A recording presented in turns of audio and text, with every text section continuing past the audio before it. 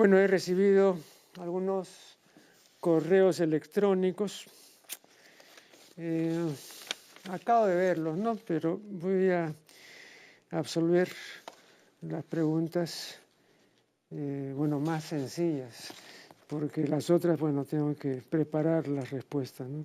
Bueno, acá hay un señor que me pregunta si Cusco se escribe con S o con Z. Vea, esa discusión ya ha quedado zanjada después de la aportación verdaderamente significativa de Rodolfo Cerrón Palomino, ¿no?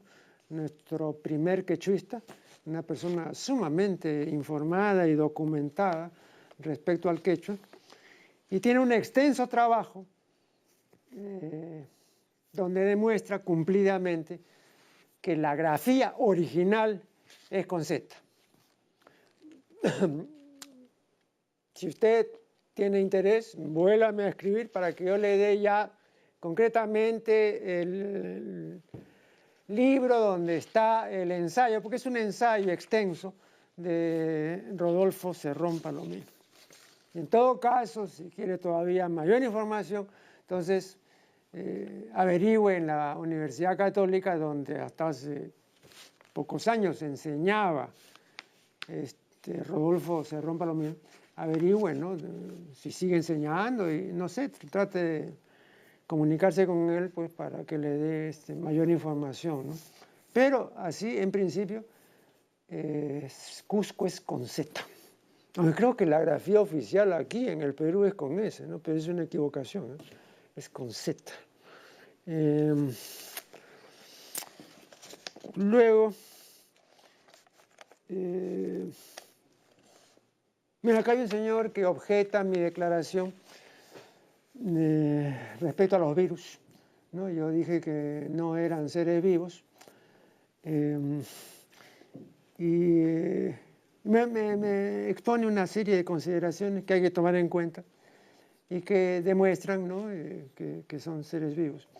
Pero yo me refería a que cuando entrevisté aquí, seguramente el remitente no vio ese programa, yo entrevisté aquí a Jesús Mosterín, ¿no? El filósofo y científico español.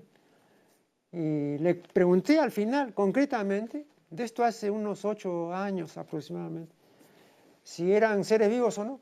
Y me dijo que no eran seres vivos, porque no podían autorreproducirse. Eso concretamente, ¿no?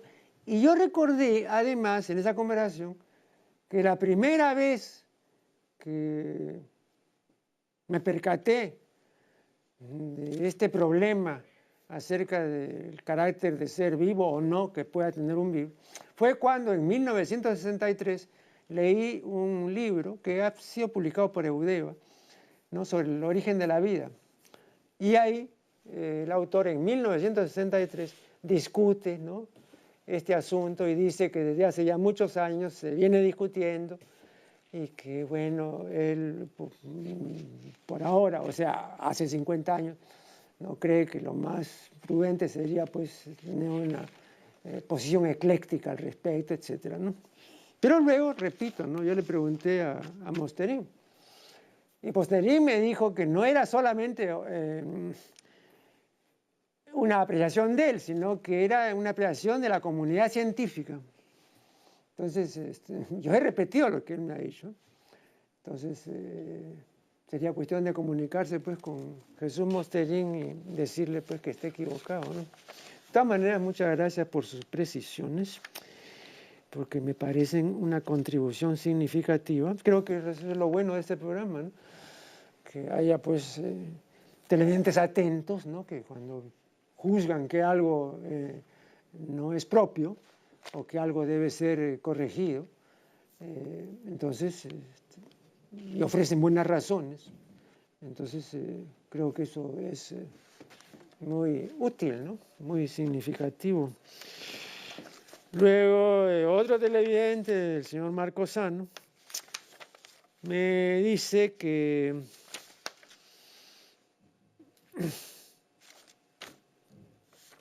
en la miscelánea más reciente hablando de amplificadores, ¿no? Yo dije que un amplificador de marca poco conocida tenía las mismas características y el mismo terminado interno que amplificadores, ¿no?, de marca conocida, ¿no?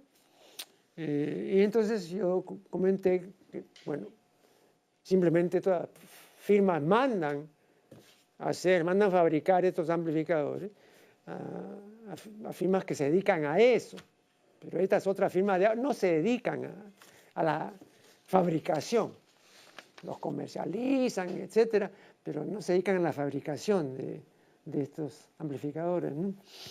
Entonces me pregunta si marcas como Marantz, Harman Kardon, POC Audio, Onkyo, Macintosh son consideradas high-end. Bueno, a fines de los años 50, comienzo de los 60, aunque la expresión high-end no se usaba por entonces, o sea, digamos, marcas pues de elite, ¿no?, de muchísima calidad, etcétera, y carísimas, ¿no? Pero no se usaba. Pero yo recuerdo que, por ejemplo, en esa época se consideraba que Marantz era una marca pues sumamente cara y sumamente fina, ¿no? Cosa que ahora no se considera, ¿no? Pero hace 50 o 60 sí se consideraba. Y todavía vivía el señor Marantz, ¿no? Tengo entendido que el señor Saul Marantz murió 10 o 15 años después. En los años 70 todavía me parece que vivía, me parece. De modo que ahora la mayor parte de estas firmas no se... Bueno, lo que pasa es que muchas de estas firmas de repente presentan a la consideración de los audiófilos un aparato que sí es high-end. Me recuerdo, por ejemplo, que Onkyo hace ya varios años presentó, normalmente los previos de Onkyo cuestan 500, 600 dólares, quizás 1.200, pero no 3 o 4.000 ni 5.000 dólares, pero un día presentó un previo así carísimo, ¿no? Pero era una cosa especial porque normalmente esos aparatos tienen, digamos, una demanda restricta y entonces no son pues un gran beneficio para el fabricante, ¿no? Pero ahora ninguna de estas se consideraría high-end, ¿no? Parece que no. Pero en esa época una o dos sí se consideraban high-end. Bien. Luego, un dato lexicográfico. El sufijo ario, ¿no?, significa, entre otras cosas, lugar. Por ejemplo, osario es el lugar donde están los huesos, ¿no? Campanario, donde está la campana, ¿no? Dispensario, ¿no?, el lugar de atención médica temporal y donde no se alojan los pacientes, ¿no? Bueno, leyendo el diccionario de filosofía de José Ferrater Mora, en el artículo que dedica a la filosofía de Heidegger, ¿no?, menciona el término, para traducir un término de Heidegger en alemán, ¿no?, menciona el término existenciario, ¿no? Pero yo considero que aparte de este uso técnico, filosófico, el término existenciario puede servirnos fácilmente para denotar, ¿no?, el lugar donde estamos, existimos y somos, como decía o como dice Pablo en una de sus epístolas, ¿no?, refiriéndose al planeta, a la Tierra, ¿no? Dice, aquí donde estamos, existimos y somos, dice, ¿no? Bueno, ese sitio pues es el existenciario, pues, ¿no? Me parece que es un uso, aparte de este uso técnico específico relacionado con la filosofía de Heidegger, pero como designación del sitio donde vivimos, donde estamos y somos, donde existimos, existenciario, ¿no? Me parece que está bien, efectivamente.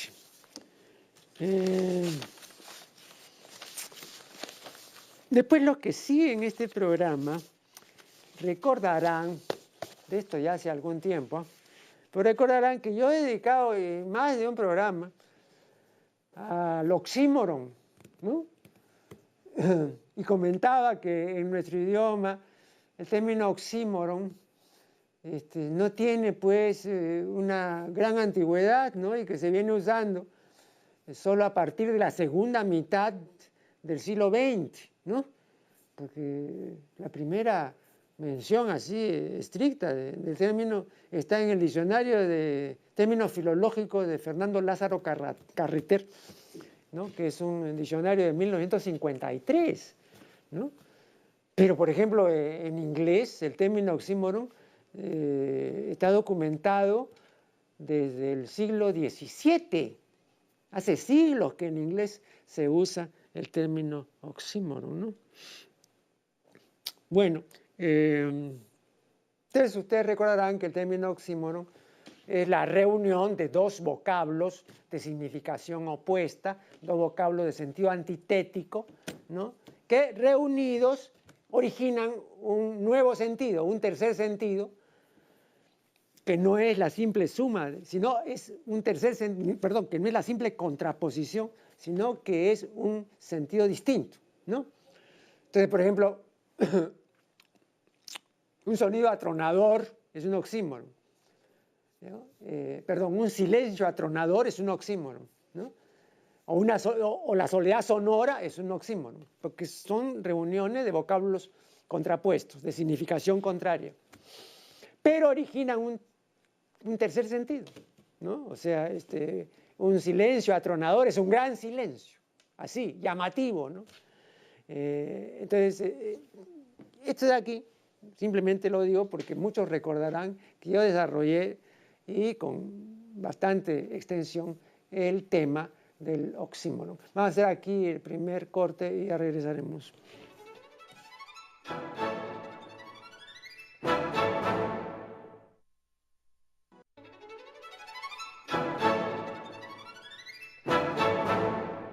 Bueno, en el segmento anterior comencé a hablarles acerca del oxímoron. O sea, la reunión de voces de significación contraria que originan un nuevo sentido, ¿no? Soledad sonora, silencio atronador y cuervo blanco. También es un oxímoron porque todos los cuervos son negros, tienen el plumaje negro. Entonces, cuervo blanco es un cuervo rarísimo, pues, que aparecerá, pues, quizá uno en 1.000.000, ¿no? Si es que aparece. Entonces es una cosa extraordinaria. Fernando Vallejo, en su biografía del filólogo colombiano Rufino José Cuervo, ¿no? Habla del cuervo blanco, y así se titula su biografía, El Cuervo Blanco. El cuervo blanco es el filólogo Cuervo. Ahora, esto del cuervo blanco no se lo puso Fernando Vallejo, sino se lo puso un notable lingüista del siglo XIX, Friedrich Pott, y se lo dijo en latín, ¿no? Corvus albus, cuervo blanco. Entonces, pero la significación es esa, ¿no? O sea, un cuervo blanco es algo único, algo extraordinario, algo nunca visto, ¿no? Entonces, en el terreno filológico, pues, la figura de Cuervo, de Rufino José Cuervo, es también algo, pues, excepcional, ¿no?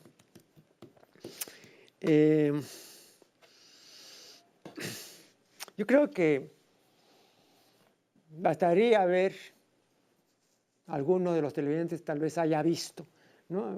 Bastaría ojear, ya no digo leer porque es una empresa ya de mayor aliento, pero por lo menos ojear el monumental Diccionario de Construcción y Régimen de la Lengua Castellana, ¿no? Que inició Cuervo y llegó a publicar 2 tomos muy grandes, así en cuarto.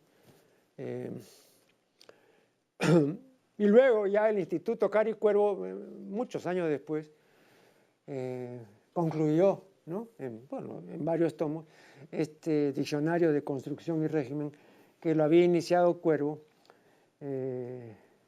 durante su estancia en París, donde estuvo 30 años, o exactamente 29 años, y ahí murió, ¿no? En el año 11, había nacido en 1844, si no me equivoco, sí. Como digo, es una obra que supone un conjunto de especialistas para acometer una obra así, ¿no? Como dice Fernando Vallejo, ¿no? de esa desmesura, ¿no? Así es una cosa increíble, ¿no? Pero siempre los amantes del lenguaje y los que cultivamos la lexicografía siempre agradeceremos a Cuervo este aporte monumental, ¿no? Y de grandísimo valor.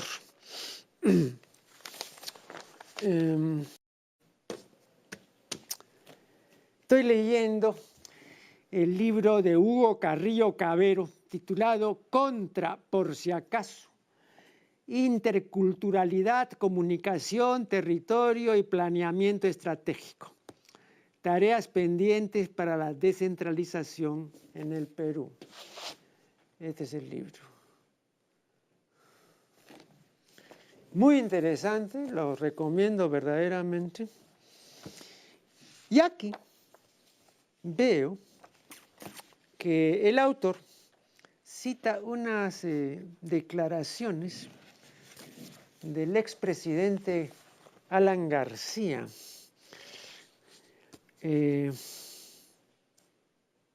Bueno, el señor García dice, entre otras lindezas y entre otras cosas completamente controvertibles, dice lo siguiente: aún tenemos que derrotar a ideologías absurdas, panteístas, que creen que las paredes son dioses y que el aire es Dios.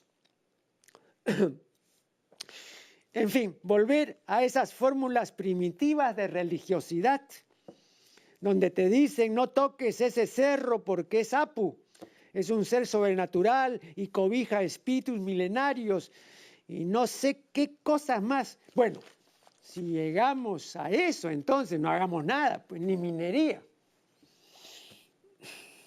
Bueno, creo que toda esta incomprensión no solamente me parece muy criticable, sino que además fomenta la intolerancia, ¿no?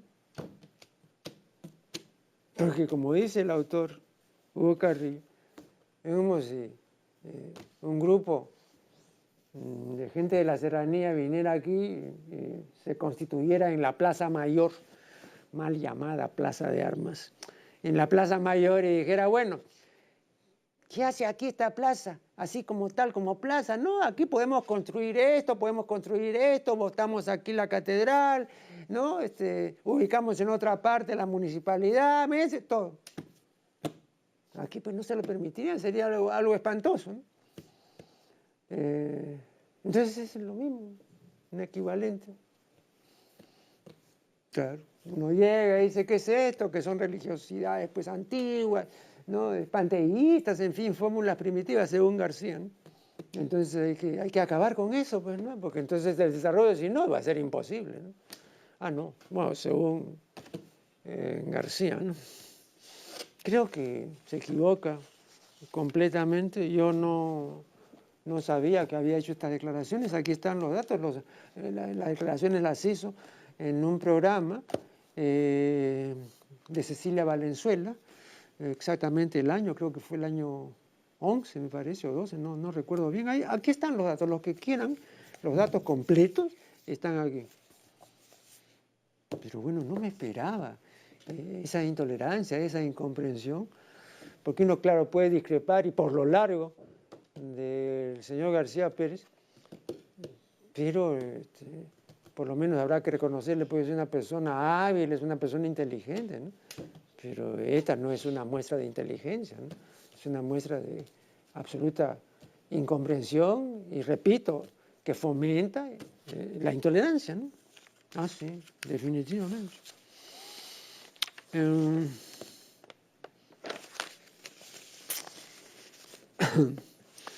Después quiero hablarles acerca de la prótesis. Prótesis es vocablo de origen griego que significa adición, agregación, añadidura. Si ustedes consultan el diccionario de la Academia en su última edición, en el artículo prótesis, ¿no?, verán que la Academia distingue dos clases de prótesis. La prótesis médica, por ejemplo, la dentadura postiza es una prótesis, ¿no? Es una prótesis médica. Y la prótesis fonética, que es la agregación al principio de un vocablo de un sonido, de una letra.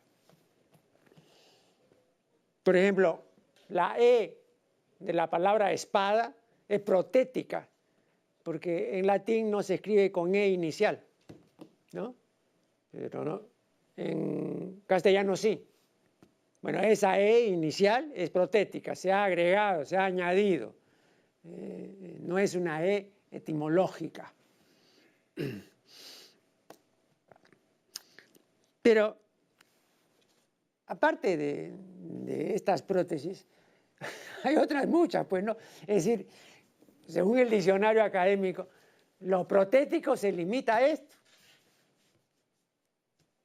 No, pues. La Academia distingue respecto a los adjetivos, ¿no? Y dice que el adjetivo correspondiente a la prótesis médica es protésico y que el adjetivo correspondiente a la prótesis fonética es protético. Bueno, pero yo creo que el adjetivo correspondiente a todas las otras prótesis, porque no todas las otras son médicas ni fonéticas, pues tendrá que ser, pues, protético. Y según los casos, pues, protética. ¿De dónde saca esto? Bueno, esa división, ahí está la división que hace la Academia. Ahora, ¿cuál es la prótesis más característica y la más peligrosa del ser humano? La prótesis más característica, la más peligrosa, peligrosísima en realidad, es el arma. Esa es la prótesis más característica.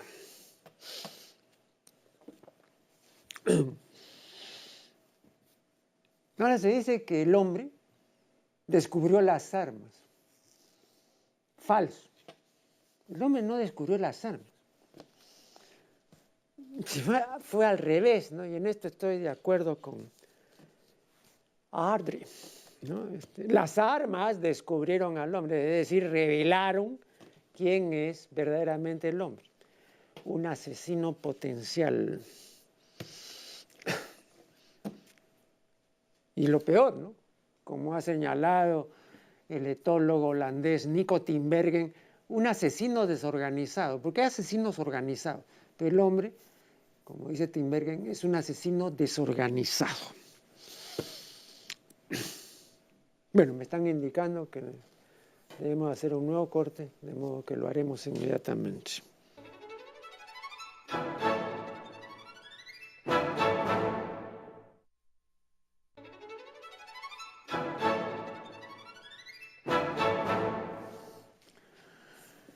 Bien, en el segmento anterior manifestaba que nuestra especie es protética,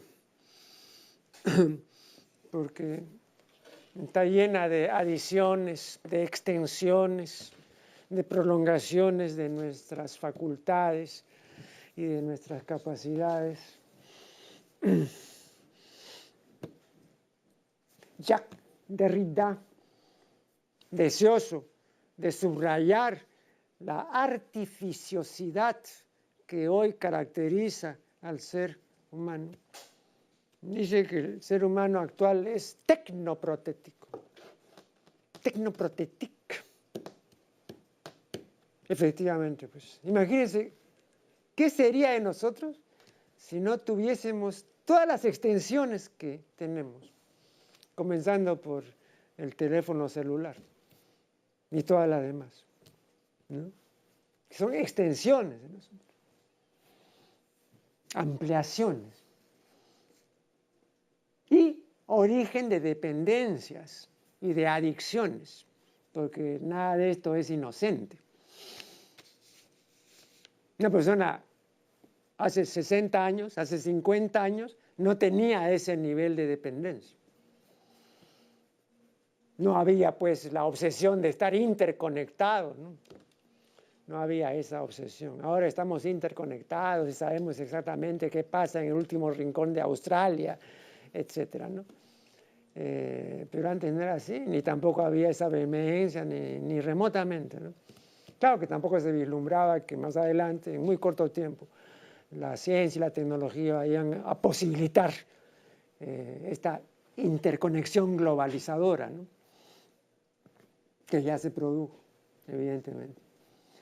Pero como decía con mucha razón Mario Bunge, el filósofo y científico argentino, toda innovación, todo avance de la tecnología, no solamente es bueno, sino también es malo. O sea, no todo lo que nos ofrece la tecnología tiene bondad, no, tiene también maldad, ¿no? Y enfocar el asunto de modo distinto me parece de una inocencia insigne, ¿no? Claro, efectivamente. Y además, como decía muy bien Moore, él decía, ¿cuál es el invento más extraordinario del siglo XX?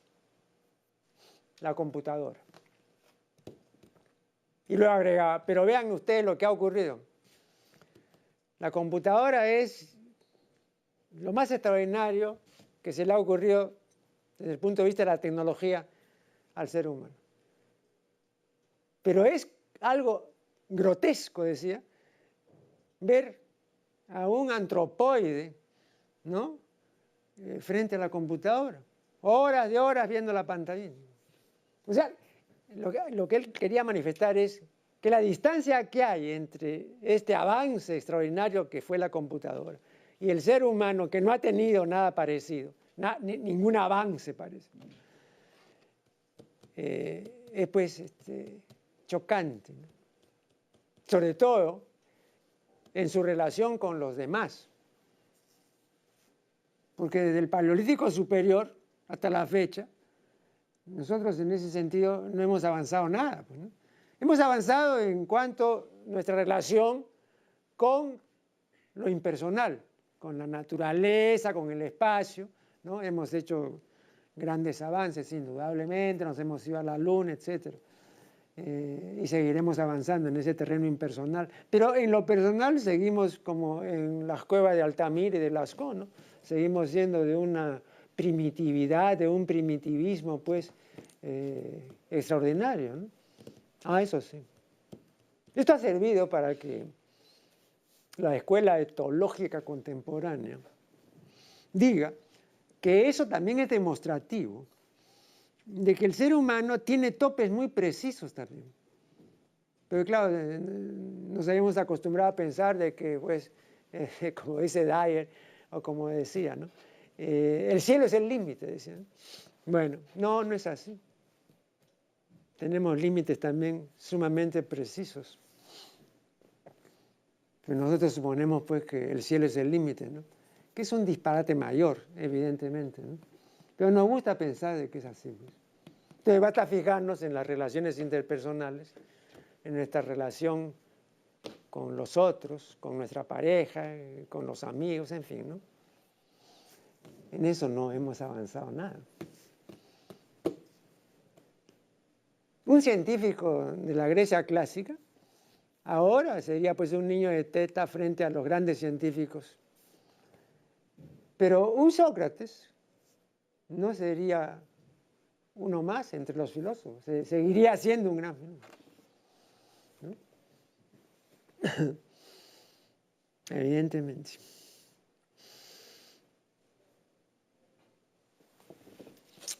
Creo que el hecho de no haber avanzado en nuestra relación con los demás da la razón a los etólogos, que sostienen que no hemos venido programados para conocernos ni para conocer bien a los demás. En la época de la Grecia clásica pues se dice conócete a ti mismo, ¿no? Sí, pero hasta ahora pues ya han pasado buenos años y eso no se cumple, ¿no? Y no se va a cumplir. Hay ahí una deficiencia, como dicen los etólogos, estructural, built-in, que impide que nos conozcamos recta y debidamente y que por supuesto conozcamos bien a los demás.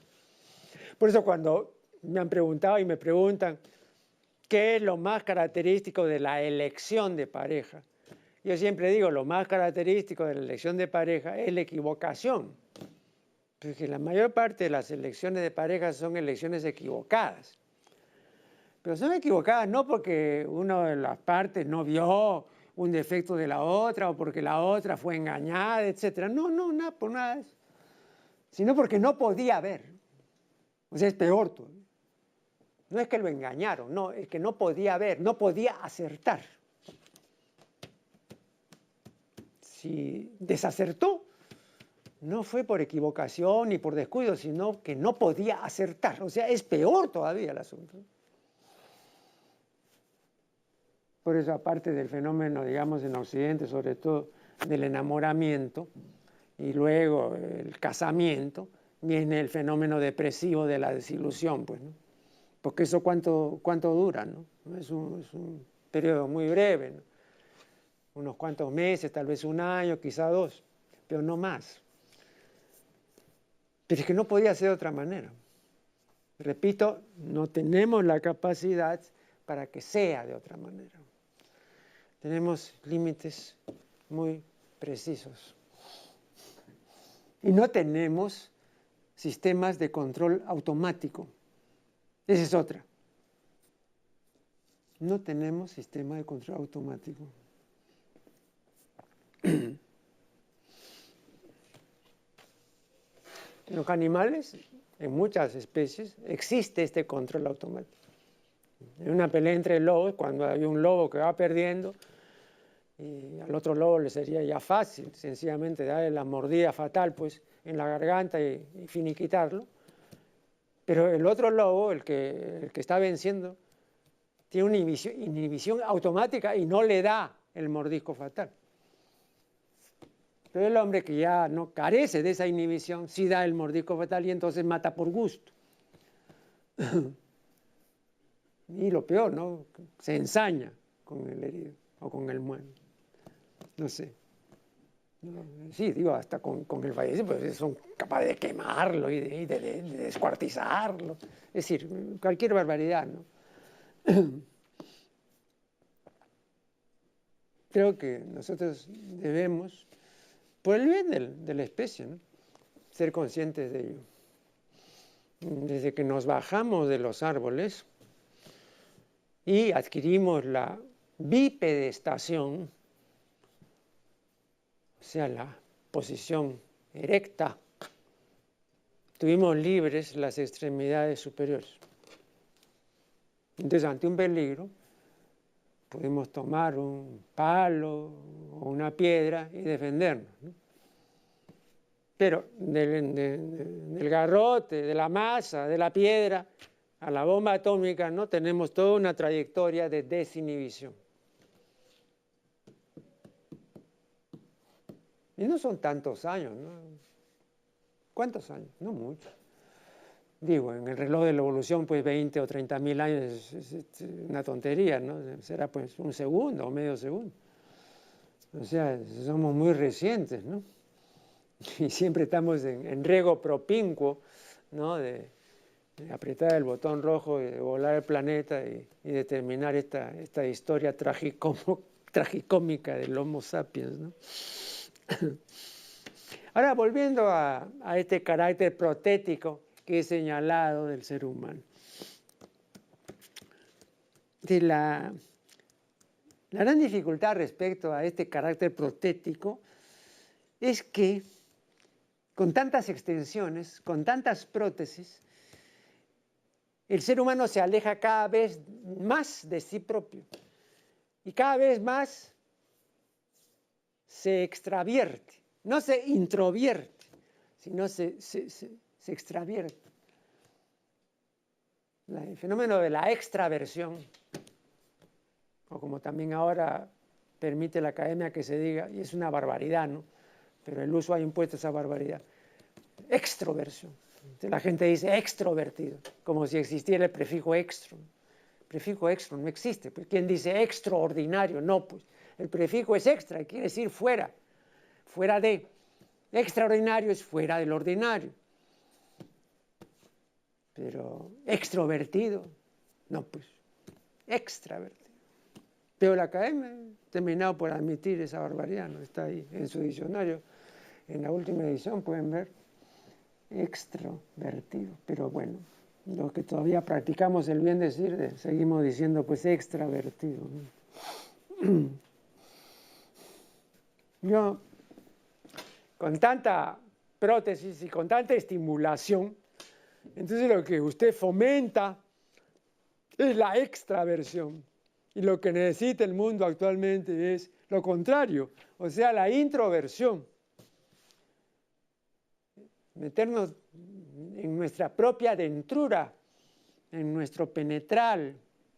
Es decir, un vocablo que le gustaba a Honorio Delgado, ¿no? El gran psiquiatra de mediados del siglo XX, nuestro gran psiquiatra. El penetral, ¿no? El sancta sanctorum.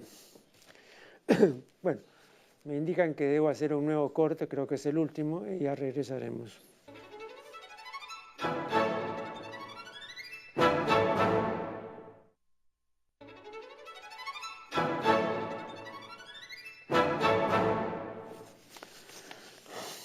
Bueno, antes de ocuparme brevemente de las funciones del lenguaje, ¿no? Bueno, el lenguaje tiene dos funciones principales, ¿no?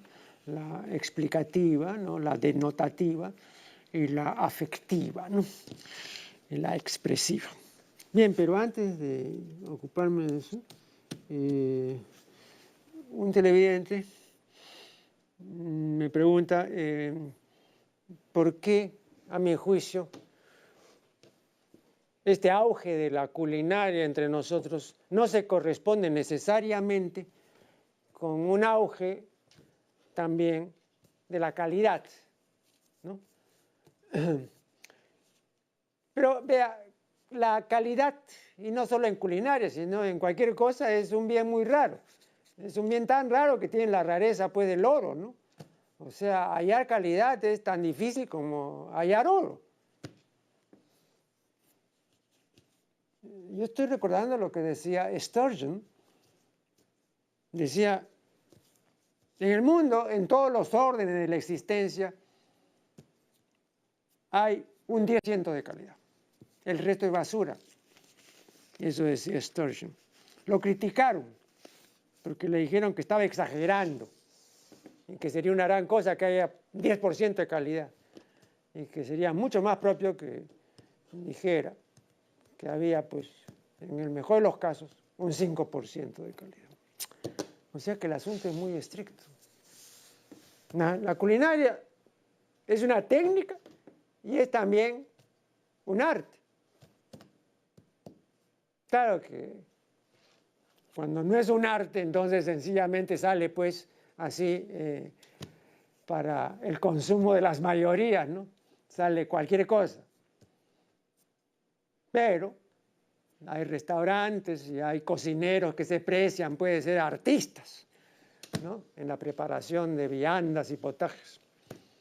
Pero no se puede hacer arte todos los días y a cada rato, ¿no? Entonces lo que se hace diariamente, en el mejor de los casos, es una técnica, se desenvuelve una técnica. que permite razonablemente servir platos que pueden pasar el examen, ¿no? Pero que no son platos artísticos. Entonces, claro, una vez recuerdo que hicimos una investigación hace años para ver, porque había un restaurante que se preciaba de ofrecer el mejor lomo saltado de Lima, ¿no?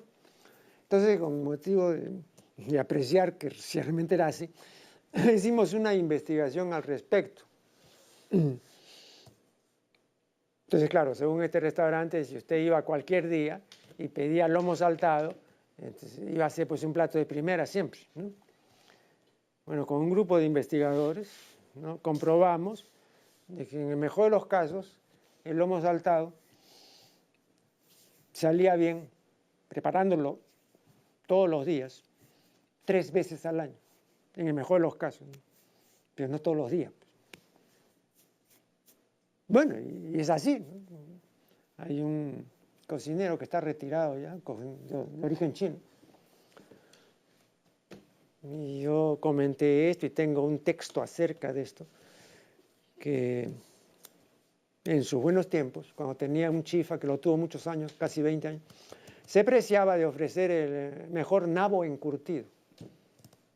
Y él confesaba que en su ya larga vida y larga historia culinaria, el nabo encurtido le había salido bien en 18 años, 6 veces. O sea, una vez cada 3 años. Pero no pues todos los días, ¿no? Entonces, esa gente pues honesta, es gente, digamos, veraz, ¿no?, que dice las cosas como son, pues, ¿no? Pero claro, eso también depende de la exigencia del público. Pero si no hay una exigencia, entonces pues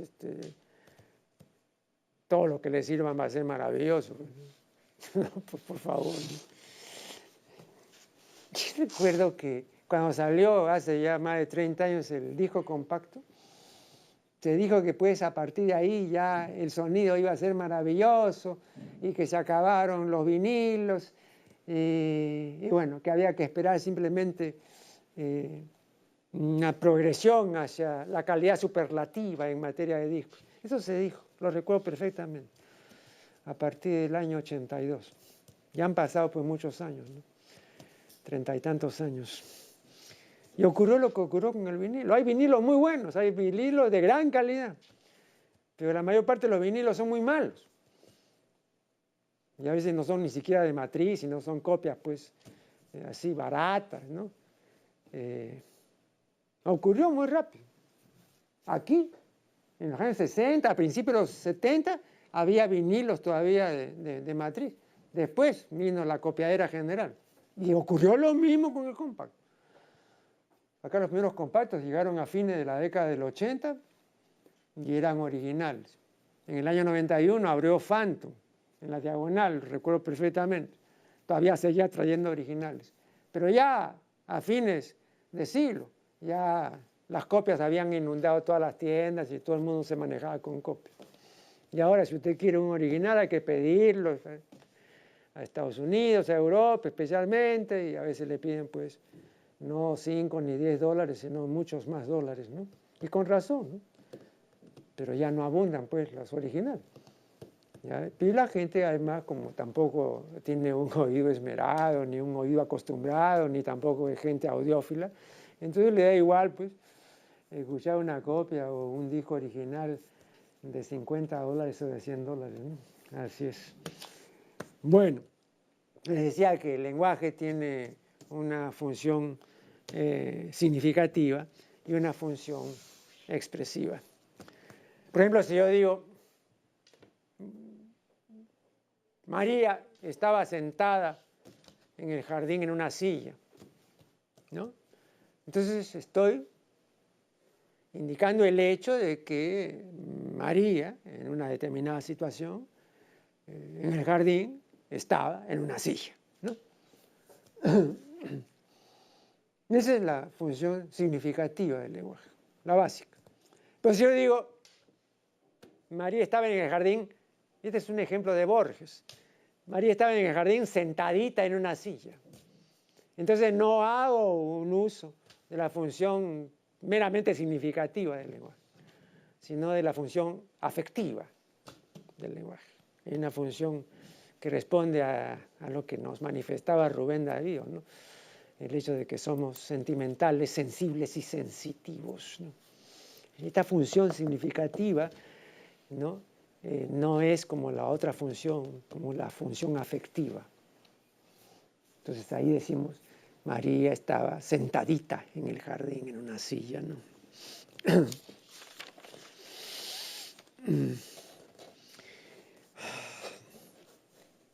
Claro que hay autores, por ejemplo, Alfredo Bryce Echenique, ¿no? Que privilegian el lenguaje afectivo, ¿no? Pero para privilegiar el lenguaje afectivo, bueno, primero hay que tener un gran dominio del lenguaje y luego hay que tener un acierto en el uso de diminutivos, ¿no? Que siempre pueden resultar empalagosos si uno se demasía en su uso. Pueden resultar empalagosos. Hay autores que lógicamente pues, son grandes estilistas, son dominadores del idioma, ¿no? Y usan pues como debe usarse, ¿no? El idioma. Pero los más de esos autores no son así. Muchos de ellos, como por ejemplo Bryce, ¿no? Es un buen contador, es un buen narrador. Pero una cosa es ser un buen narrador, como lo es también Vargas Llosa. Pero ni el señor Vargas Llosa ni Bryce pues, son estilistas, no son pues, tampoco pretenden serlo, ¿eh? Además, para interesar vivamente al lector en una novela no hay que ser estilista, pues, ¿no? Tampoco. Pero el estilista sí privilegia, ¿no?